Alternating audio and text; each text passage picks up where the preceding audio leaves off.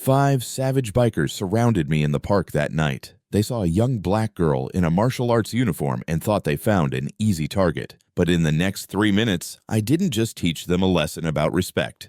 I changed their lives forever in a way that shocked millions on social media. And trust me, the real twist? It's not what you think. You're probably wondering how a 16-year-old girl faced down a gang of violent bikers. Or maybe you're asking why I didn't run when I had the chance. But here's the thing. What happened that evening wasn't just about fighting. It was about something far more powerful, something that would make one of those bikers kneel before me in tears. Let me take you back to the moment everything changed, back to when that tournament medal felt heavy around my neck as I sat under the old maple tree at Riverside Park. First place in advanced kata at the state championships. Sensei had hugged me tight and whispered, "Remember, Jade, true strength isn't about hurting others. It's about knowing when to use your power and when to hold it back." I didn't know then how soon those words would be tested. The sun was setting, painting the sky in shades of purple and orange. My little sister Maya's basketball game was running late, and Mom had made me promise to wait and walk her home. I still wore my competition guy, the crisp white fabric, a stark contrast against my dark skin. Some people stared when they saw a black girl in traditional martial arts gear. I was used to it, used to being underestimated. That's probably why they chose me. The rumble of motorcycles shattered the peace of the evening. Not the usual pass-through traffic. This was different, predatory. 5 bikes circled the parking lot before stopping, their riders dismounting with the kind of deliberate slowness that screams trouble. My hands trembled slightly as I tried to focus on my physics textbook. But my body knew. 4 years of training had taught me to read danger before it struck. And right now, every cell was screaming. They approached like wolves circling prey. The leader, massive with a shaved head and arms thick with prison tattoos, took point. 2 flanked him, leather vests creaking. The other 2 spread out, cutting off escape routes. Basic intimidation tactics. But I'd studied predator behavior too. Just not the way they expected. "What's a girl like you doing in our park?" The leader's voice carried the kind of menace that would make most people run. I felt his shadow fall over me, blocking out the remaining light. I met his gaze steadily. Last I checked, public parks were for everyone. Wrong answer. His face twisted into something ugly. "Got a mouth on you, don't you?" He cracked his knuckles, a sound that probably sent most people running. "Maybe somebody needs to teach you where you belong." That's when I heard it, the small voice that changed everything. "Get away from my sister." My heart stopped. Maya, sweet, fierce Maya, all of 11 years old, running toward us with her basketball still tucked under her arm. The game had ended, and now my baby sister was charging straight into danger. The bikers turned toward her, and what I saw in their eyes made my blood turn to ice. The leader's smile widened, showing teeth filed to points. "Well, well, looks like we got ourselves a 2-for-1 special tonight." In that moment, something shifted inside me. The tournament medal suddenly felt like armor against my chest. Sensei's voice echoed in my mind. "The moment you learn to fight is the moment you truly learn when not to." I rose slowly, each movement calculated. 4 years of training, countless hours of practice, all leading to this moment. Not for trophies, not for glory, for this. "Don't," I said, my voice carrying across the park with a calm I didn't know I possessed. "You really, really don't want to do this." They laughed, the kind of laugh bullies always use when they think they've won. The leader stepped closer, breath smelling of cheap beer and bad intentions. "Oh yeah? And who's gonna stop us? You?" The leader's laugh died in his throat as I shifted my stance. Something in my movement must have triggered a warning bell. Predators know when they've met someone who isn't prey. His eyes narrowed, focusing on the tournament medal, then my guy.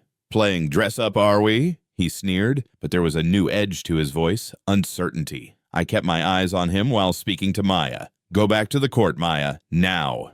"But Jade, now." She didn't move, my brave, stubborn little sister. Mom always said she got that from Dad, before he was taken from us, before the night that made me promise I'd never be helpless again. The leader noticed my distraction. He lunged forward, hand reaching for my collar. 4 years ago, that move would have terrified me. Now, it was like watching a slow-motion replay.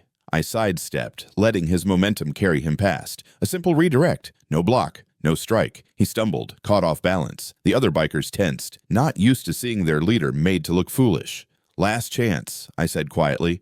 "Walk away." He roared, charging like a bull. This time his fist came straight for my face. Time slowed down. Just like in training, I saw everything. The telegraphed punch, his weight too far forward, his friends moving to circle behind me. I ducked under his swing, years of practice guiding my movement. As his fist whistled overhead, I stepped in close. One strike. Palm heel to solar plexus, just enough force to drop him to his knees. He gasped, eyes wide with shock more than pain. Two of his friends rushed in. The first threw a wild haymaker that would have taken my head off if it had connected. I weaved outside, grabbed his extended arm, and used his own momentum to send him sprawling into his partner. They went down in a tangle of leather and curses. The fourth biker pulled a knife. Maya screamed. The sound cut through me like ice. In that split second of distraction, the leader recovered enough to grab my ankle. I rolled with the pull, turning what could have been a takedown into a controlled fall.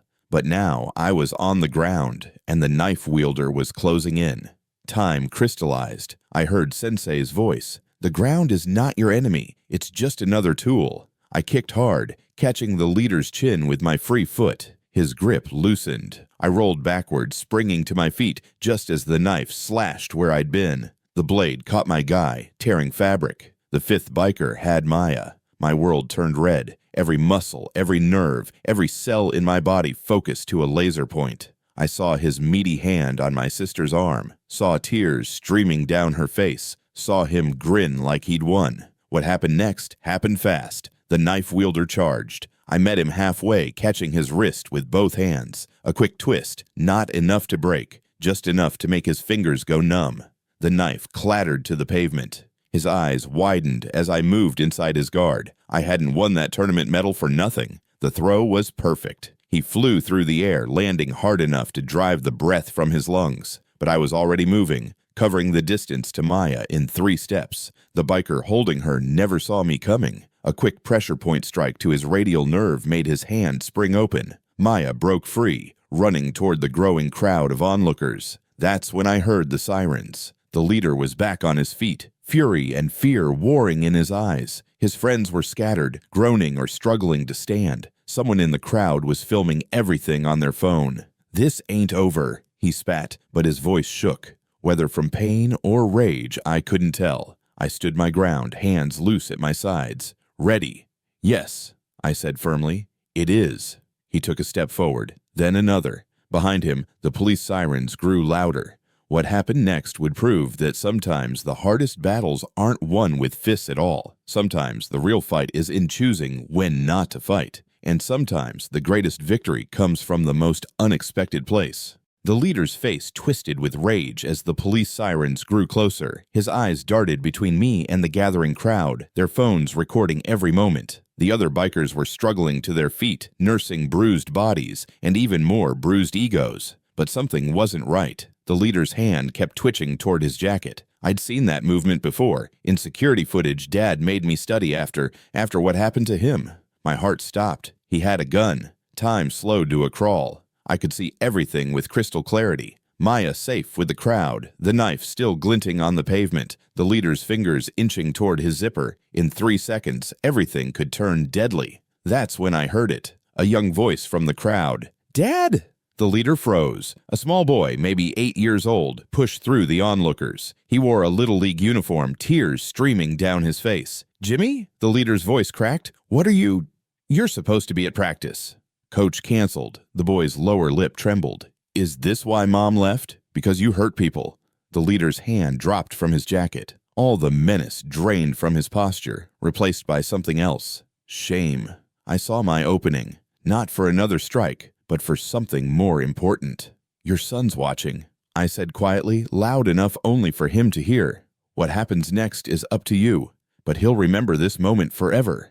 The leader's shoulders slumped. Behind him, police cars screeched into the parking lot, lights flashing. The other bikers looked to their leader, waiting for a signal. He stared at me for a long moment, then at his son. Something changed in his eyes. "Stand down," he growled to his crew. Then, unexpectedly, he turned to me.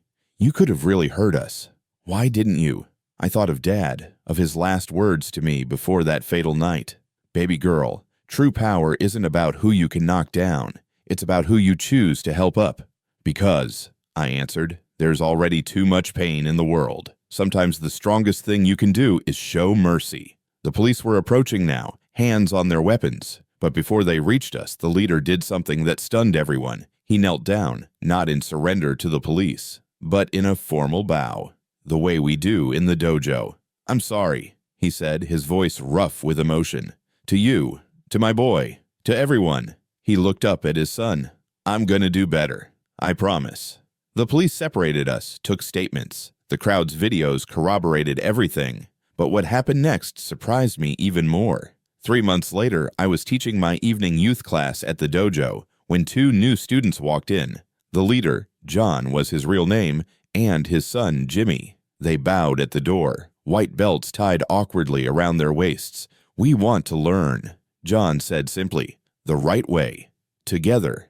Maya, watching from the corner, broke into a huge smile. She'd just earned her yellow belt, and now she had new Kohai to mentor. That night changed more than just one fight. It changed lives, because sometimes the greatest victory isn't in proving your strength, it's in showing others a better path. I still compete in tournaments, still win medals, but my proudest moment wasn't any victory in the ring. It was last week, when I saw John and Jimmy, now both green belts, teaching some white belts about respect and self-control.